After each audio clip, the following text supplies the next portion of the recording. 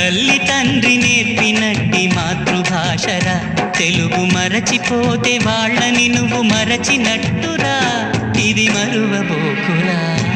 తెలుగు భాష తీయదనం, తెలుగు జాతి గొప్పతనం, తెలుసుకున్న వాళ్ళకి తెలుగే ఒక మూలధనం.